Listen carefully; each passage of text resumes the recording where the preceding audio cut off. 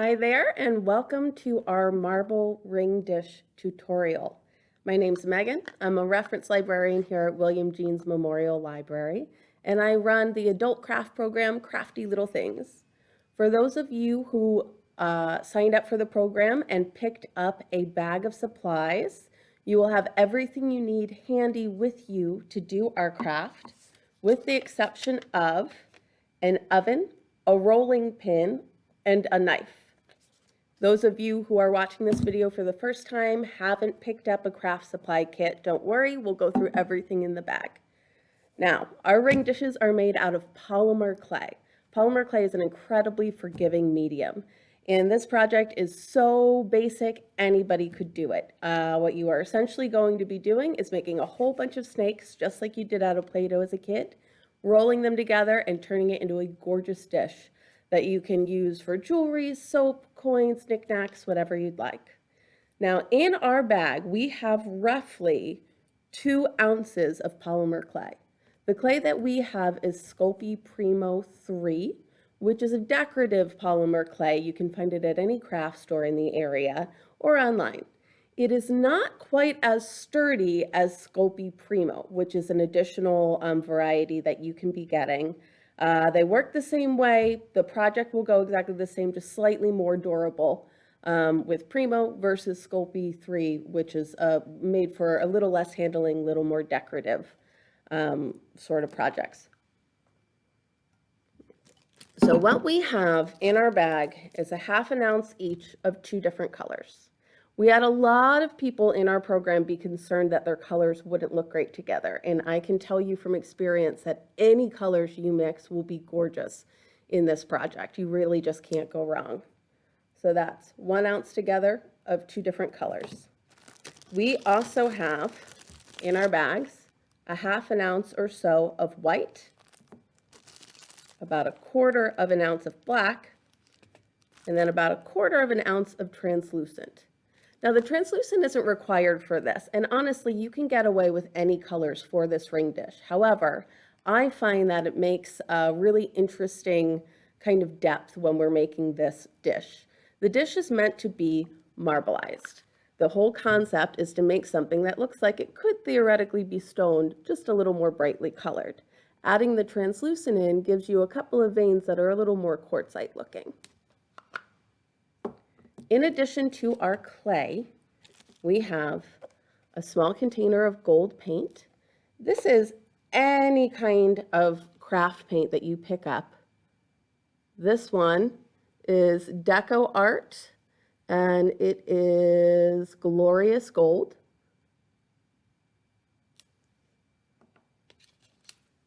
Paintbrush. We want an oven-safe cereal bowl. So that's anything that can go in the oven at a low temperature. You can use a very small Pyrex. This is just a cheap bowl from IKEA. Rolling pin, as mentioned. If you don't have a rolling pin, that's fine. Use anything flat. I'll be just using a plastic cup. You don't want anything that has an embossing or indentations in it, because that will show up after you roll out your clay. And then finally, a knife. Doesn't have to be anything terribly sharp. Again, you're just cutting clay, similar consistency to Play-Doh. Now, the first thing we will do is clean our surface really, really well, wash our hands really, really well. Anybody who's worked with clay or Play-Doh before knows that it picks up every little thing that you leave, whether it is pet fur or cookie crumbs, or just general dirt. So you want to make sure you wash those hands, wash that work surface really good. If you're at a work surface that you're not comfortable getting clay on, you can lay down a sheet of parchment paper. That's a really good way to keep your surfaces clean, and you don't have to worry about scrubbing any residue off afterwards. The next thing we're going to do is go ahead and preheat our ovens to 275. That's 275. Now, if you don't have a regular oven, you can use a toaster oven. That's just fine, but it will take just a little bit longer to bake. The key thing with baking this kind of clay is to make sure that you've got an even, consistent oven temperature. So you might have to knock it up a little bit or down a little bit, depending on if you have a convection oven or hot or cold spots in yours. but it's very, very forgiving medium. So 275, preheat that oven, wash those hands, clean down that surface, and when we come back from that, we will be working on putting our bowls together.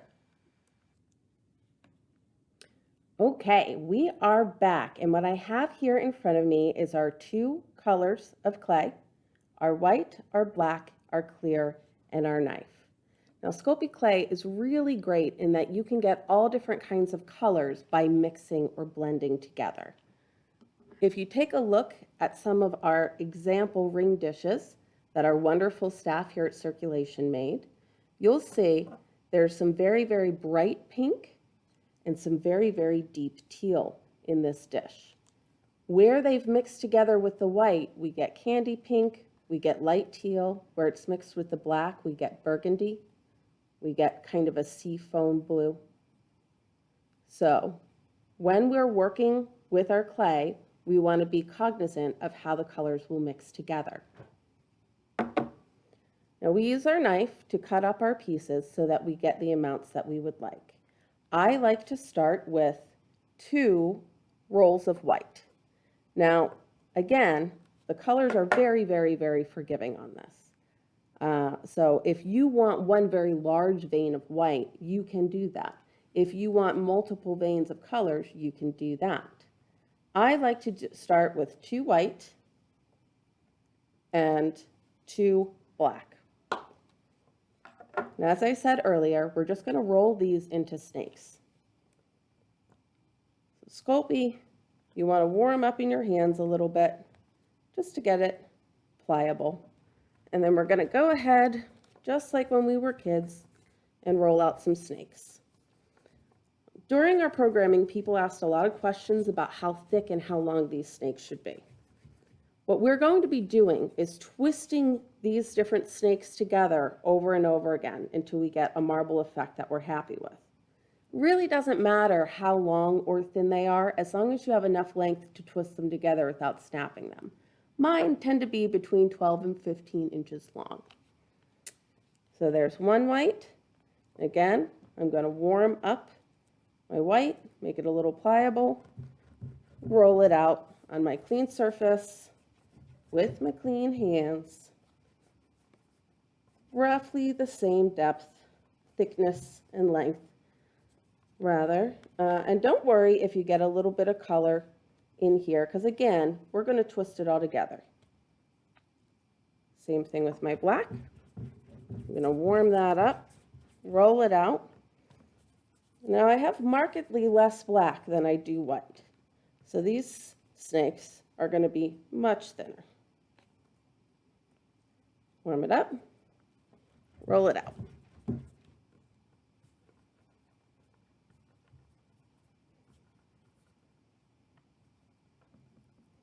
And as you can see, they're not all the same length, just roughly about the same. No big deal if they don't all reach the same ends, because we're going to be twisting them and rolling them up in a ball and then rolling them out flat. So it's okay if nothing is perfectly measured on this. Now, the reason I have you roll out the black and white first is because these are our base colors. These are our accent colors that we're adding in here. What I like to do is set these up white, black, white, black. So we set them up in this order. And then I'm going to move on to my colored pieces. Now I have kind of a neon greenish yellow, just looking a little washed out on the camera, but it's a yellowish color. And then I've got a deep blue. The person I'm making this dish for really likes blue. I want to get as many different shades of blue in this dish as I can. So I'm going to cut my blue in half, and I'm going to roll it out.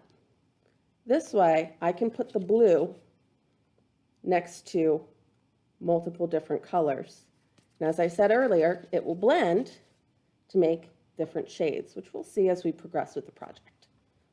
So we're going to roll it out.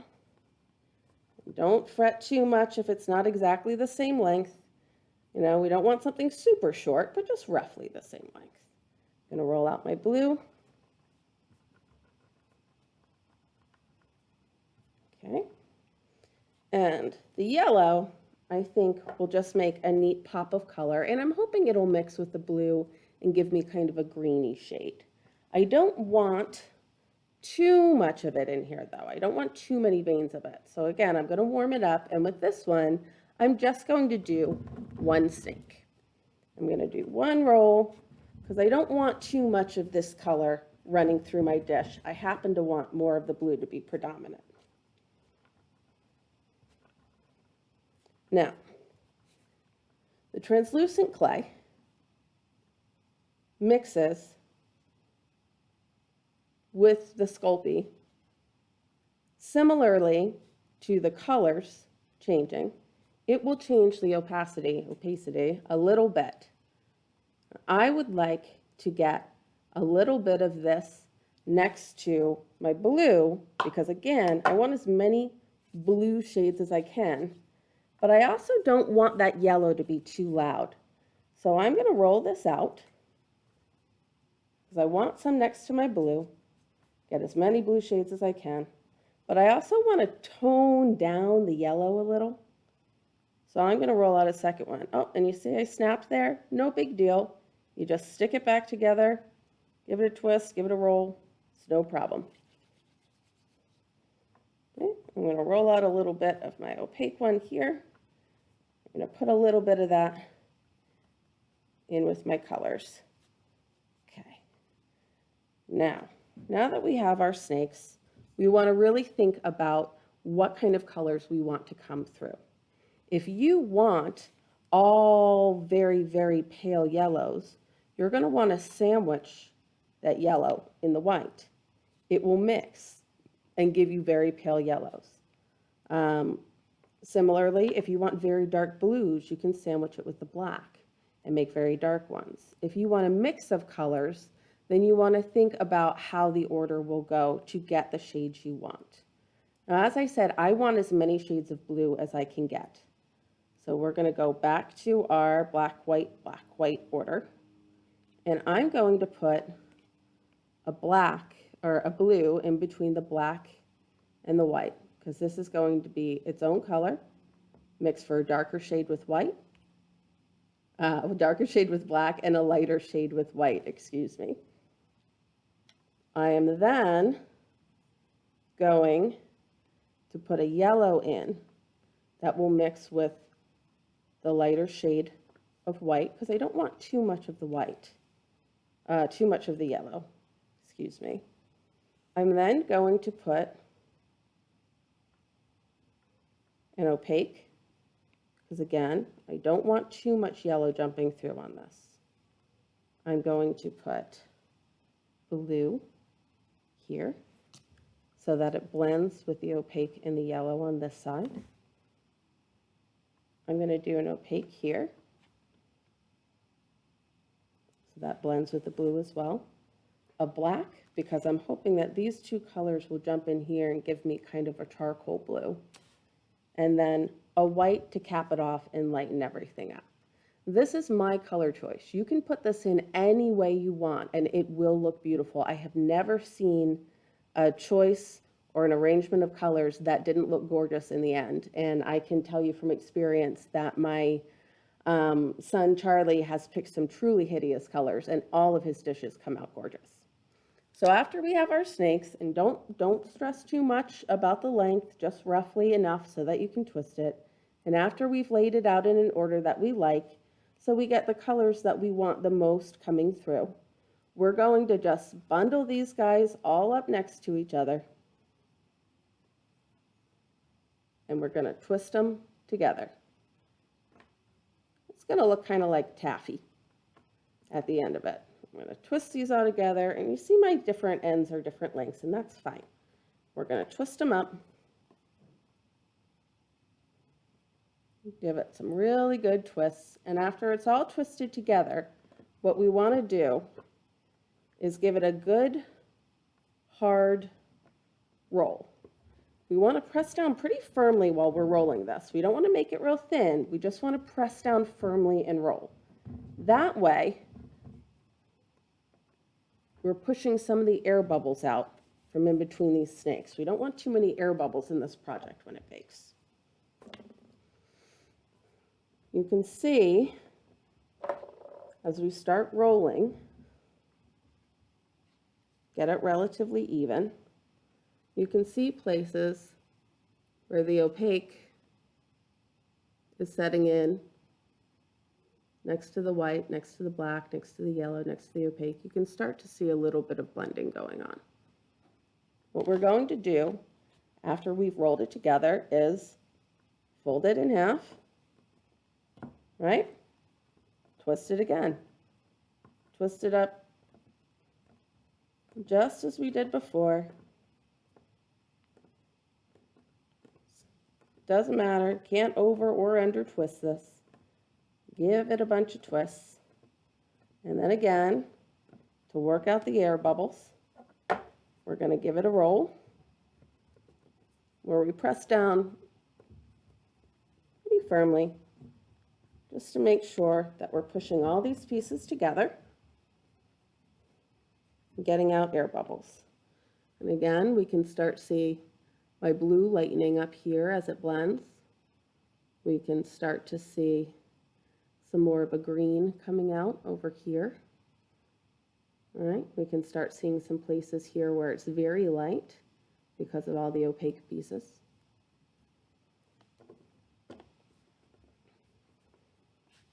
So that is our second twist and roll. At this point, I like to stop and show the participants two different dishes that were done here. These ring dishes were made at the same time with the same materials, slightly different colors. This dish had only 3 or 4 twist and rolls on it, so we see much larger striations. This dish had multiple twists and rolls, so we have much thinner striations. They both are absolutely gorgeous dishes, but they have very different aesthetics, and this is entirely a matter of preference. I, for this dish, am going to do a lot of striations because I want to show you guys how many times we can work this clay. So I'm going to, again, fold in half, twist,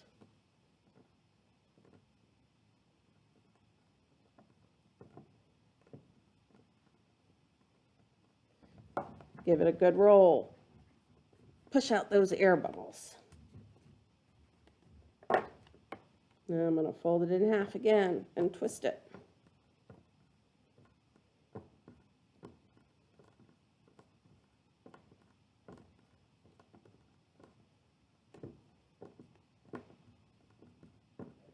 Give it a good roll, push out those air bubbles.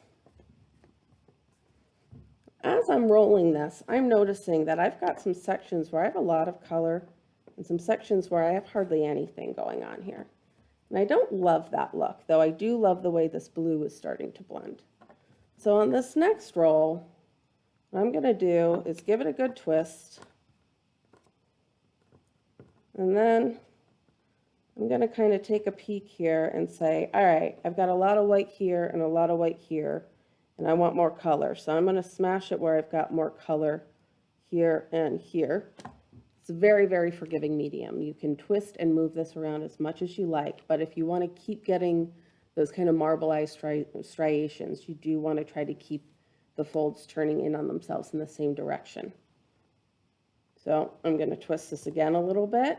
And you can see I've got more color coming through now. That's more what I was hoping for. Okay. And then I'm going to really push down, push out the air bubbles, roll this out. And you can see I'm starting to get some really, really lovely color changes in here. It's just what I was hoping for. Now again, I've gotten out a lot of those white spaces because I folded it in on itself. I'm paying attention to that, and I'm going to do just one final one. You guys can keep going if you want. This is all a matter of preference. But I'm going to do one final really solid twist here. Again, roll to get rid of your air bubbles. And I like the coloration I'm seeing through here. I'm worried that if I keep going, I'm going to get things that's kind of a little muddy and a little too gray, but I'm really happy with this. So when you guys stop and are finished rolling and you feel like, all right, I really like the look of this, if you kind of turn your piece over, you will likely see parts that you absolutely are in love with. I really, really like this section, and I really, really like this section with these bright blues. So the next step we're going to do is to roll this together in a ball. And because I know I really like these sections, I'm going to try to keep these on top or bottom, doesn't matter, just not in the very center. So what I'm going to do is put these guys next to each other because I like those. And then the rest, I'm just going to smash up into a ball underneath it, right? We can do this any way you want. Some people like to coil it. Some people like to just pick it up and start smashing. It's all a matter of preference. What you want to do then is roll your ball, roll your clay into a ball. Pretty good.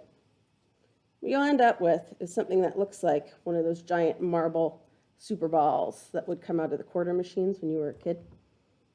And you want to turn your piece around and find the section that you tried to put on top that you really liked. Mine is right here, because I remember this big spot of blue. When you have your ball, you're going to then just press it down a little bit. And at this point, we've worked with this clay enough that it should be very warm and very, very, very pliable. If you find the clay is too sticky, you can just step away from it for a minute or two and let it kind of get some air and cool down. So I like to press flat. I then like to peel it up, flip it over just like you would with a pie. Press it down again. Just get it started.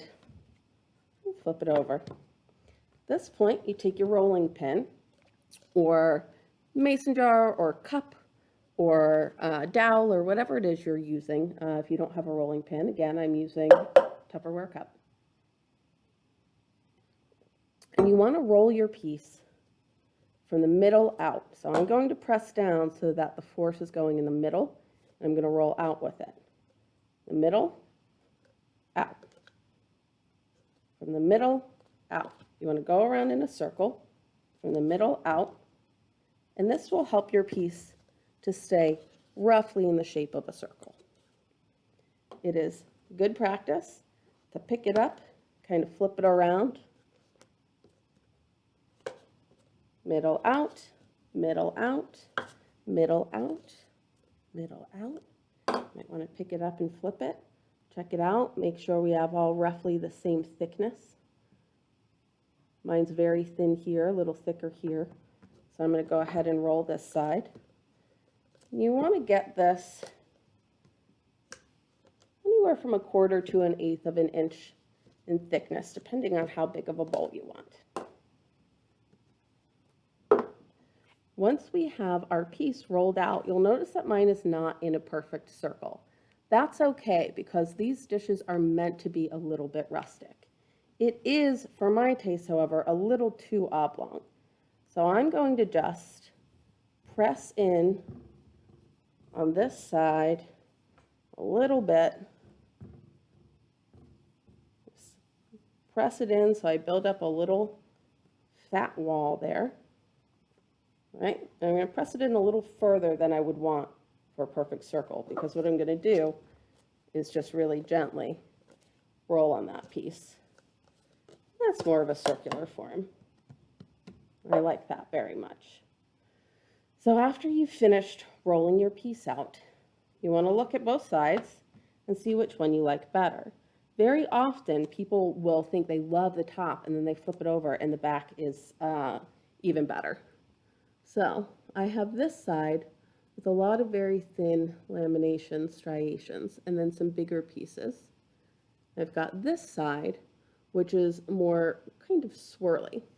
I really like both of them, but I like the various shades of blue I have in here because remember, it's really focused on getting blue. So this is going to be my top piece. Now, for this project, we are going to bake our clay on the form of a bowl. We can have a Pyrex, we can have just a regular old ceramic cereal bowl, doesn't matter. There are two ways to do this. You can set your clay inside the bowl, bake it, and pop it out. Some people find this easier as far as forming it in a clear circle. It's easy to press the sides out a little bit. However, it can be a little difficult to then get it out of the bowl. The other way we can do this is by baking it on top. This can be a little trickier to get it to settle the way we want, but it's much easier to remove. And that's just a matter of your own kind of comfort level, skill set choices. The other thing that changes with inside, outside of the bowl is that whatever part of our polymer clay is coming into contact with our heat conductor, our bowl, will be shiny. So you can see here, if I tilt this in the light, hopefully, you'll see a little bit of shine on the outside of this dish. This dish was baked, there we go, inside the bowl. So the bottom, which was touching the ceramic, is shiny. If you like that shine, and you would like it to be what you see when you look at the dish, then you want to bake your polymer clay face down on the bottom of the bowl. That way, when you take it off, the part that was in direct contact with the dish will be shiny. If you like the matte look of these dishes, you don't want the shine to be what you see, then you want to bake it inside the dish. That way, when you remove it, the shine will be on the outside. Now, as I said, if you're going to set it in the bowl, you pick it up, set it in, press it down in the bottom, and just shape it around. Very, very, very easy. The outside takes a little bit more effort. You want to be careful that you put the side that you want face up down, right? Because we're baking this upside down. You place it on your dish just as you would for the inside, and you press down in the middle. If you press down hard along the rim, you will get an indentation. Some people really like that, some people don't. So we press down here, and then you'll see that I have kind of a wiggle. I find that if you walk your fingers down the side and you keep going around, what you'll do is you'll push that wiggle hard over. But if you keep going around, it will eventually come in on itself. So I'm going to just keep turning and walking my fingers down. I keep turning and walking my fingers down it until it's adhered on all sides. Okay. At this point, if there is a part of your bowl that's way higher than the rest and you don't like it, you can lift it up and move it over. Just be aware that any fingerprints or indentations you put on it will bake into this clay. So again, we place our dish, gently press down in the center, and just walk our fingers down in a circle till the air bubbles are removed and that wiggle is settled in. At this point, we're going to go ahead and put our dishes in the oven. Now again, we'll have preheated to 275. Polymer clay goes in for 15 to 30 minutes per quarter inch. Our dishes are pretty thin, most of them baked within 20 minutes. We found during the program that people with toaster ovens needed something more like 20-25 minutes. One of the wonderful things about polymer clay is that you really can't overbake it. If you take this out and tomorrow decide it's a little too soft, you can pop it back in the oven. If you put it in the oven and get distracted and don't come back to it for an hour, it's fine. As long as you have the temperature at 275, it will just dry out until it's done and stay that way. The only thing that you can do to really cause a problem is burn it by having a temperature up too high. As long as the temperature is at 275, you are safe. If you don't whack that temperature up too high to burn it, it can be in the oven for quite some time. So I'm going to go ahead, we'll take a break. I'll pop this in the oven. You want to put it kind of in the middle of your oven. That tends to be the place where you have the most even heat. We'll set a timer for 20-25 minutes and then come back and move on to painting.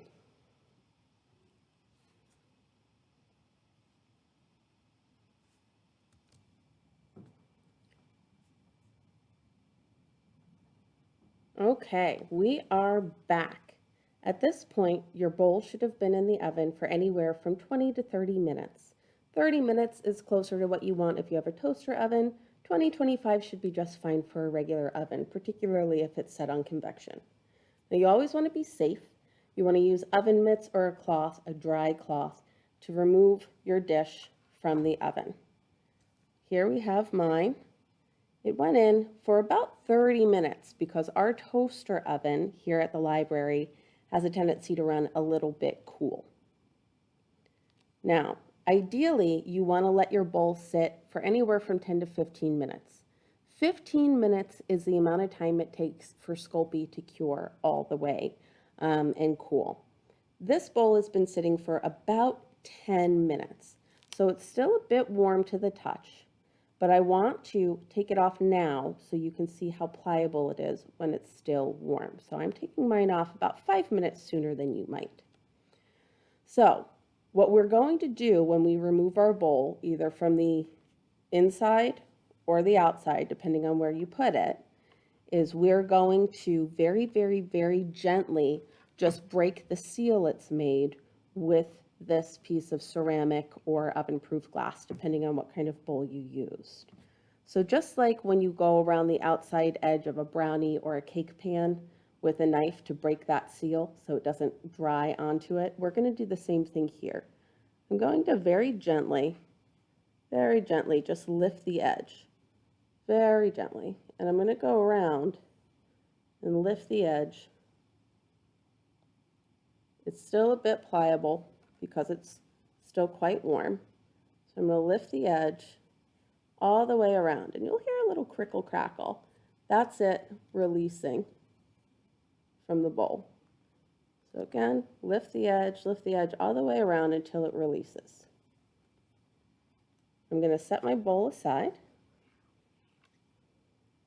show you guys. Now I baked this front side down. So this was the contact point with my dish, and you can see how shiny it is. The shine is one of the ways you can tell it's done. If you have some shiny spots and a whole lot of spots that are really, really, really matte, you might want to pop it back in the oven for a few more minutes. Again, you can't really overbake this. You can burn it if it's set too hot, but you can't overbake it. So this is what we want. When we take it off of our dish, while it's still warm, it will be quite pliable. See how I can bend it there? You want to go ahead and let it set and cool down, just so you don't deform the dish or end up cracking it accidentally. Okay? Now, one of the things I'd like to show you all is the edge of these dishes are quite uneven. They're not completely flat on the top, some more so than others. And this is a purposeful design choice. This makes it look more natural, more stone-like. It also just makes it much easier to come up with a finished project or product that looks professional without having to work really hard to get perfect flat edges.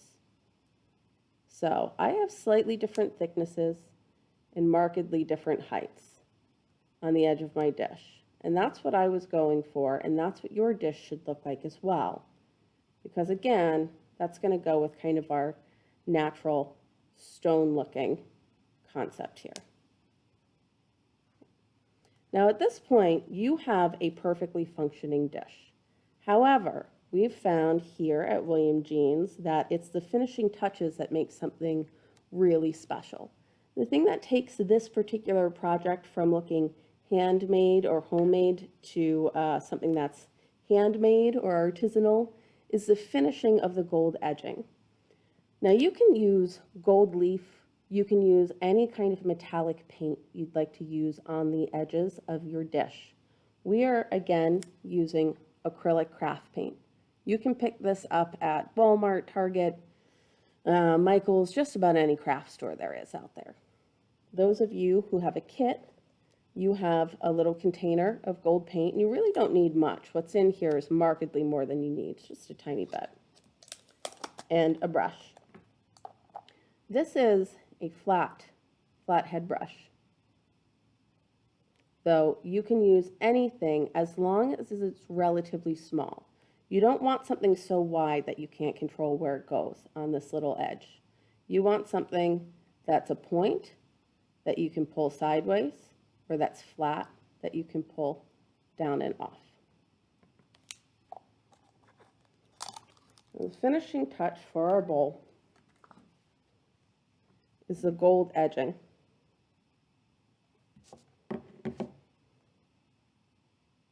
The gold edging on here is very, very, very easy to do. What we want to do is take our paintbrush, whether it's pointed or flat, as long as it's small, and we want to get a little bit of paint on just one side of it. See that? Then we want to touch our brush to the side, to the top, and pull back. So I'm going to touch and pull back, touch and pull back. I'm going to go around the bowl the whole way doing that. Touch and pull back. Touch and pull. Touch and pull. You don't want to do it very thick. See, I'm going over where I painted because that paint was very, very, very thick. I'm going to touch and pull all the way around. And don't worry that it's not very gold, because this is just our first pass. I'm going to continue to put paint just on one side of my brush. Right, and I'm going to touch and pull. You'll notice that the gold will show more strongly on certain colors than others. That's fine, because this is just a first coat.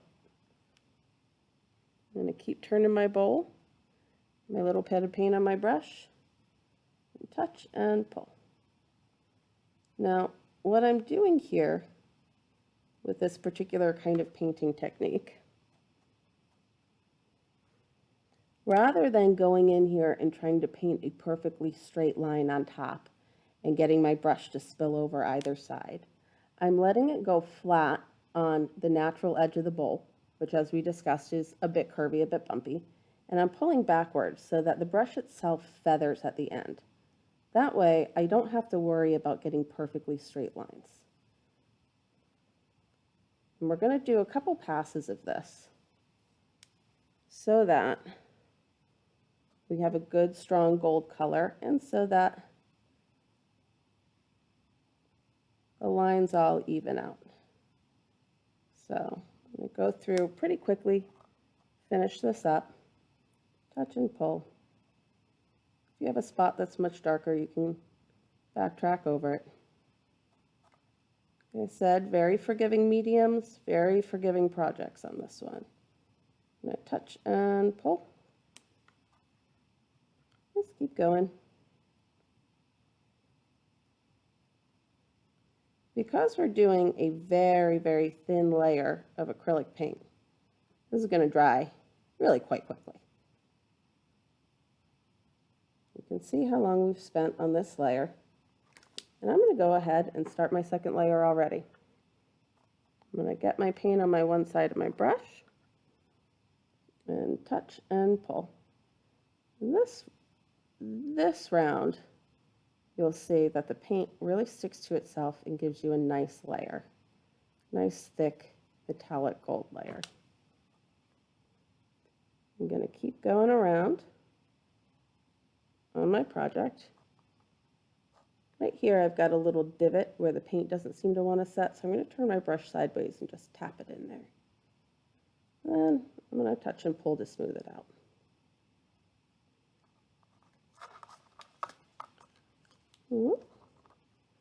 Just keep right on going with your craft paint, your acrylic paint, touch and pull all the way around.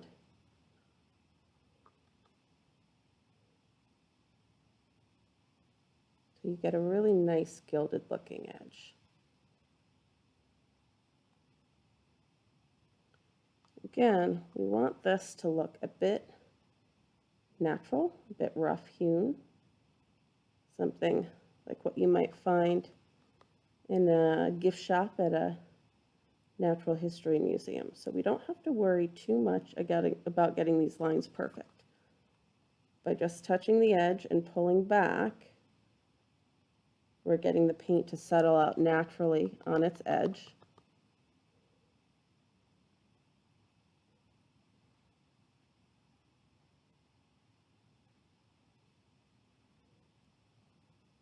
And then by pulling back, we're getting the paint to give a bit of a feathered effect on the outside edge. So again, we don't have to stress too much about getting perfect lines. Now, I want this bowl to really have a pop of gold. So I'm going to go very quickly around again, one more time.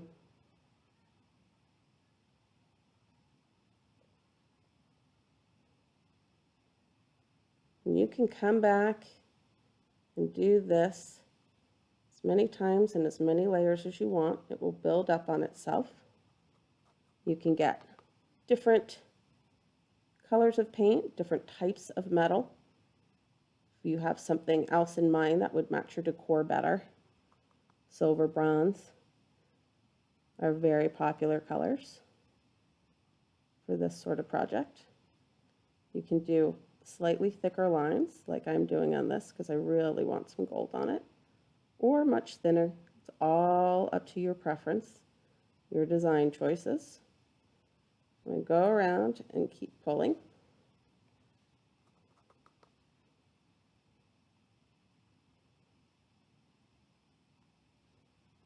And when I'm done with my gold, I'm going to go ahead and put this down, and I'm not going to touch it for a day. It's really dry to the touch within a few hours, but I find that very often people will get excited about a project. I know I myself am very guilty of this, and you'll go picking it up and handling it and muddling around with it, and it's not quite cured.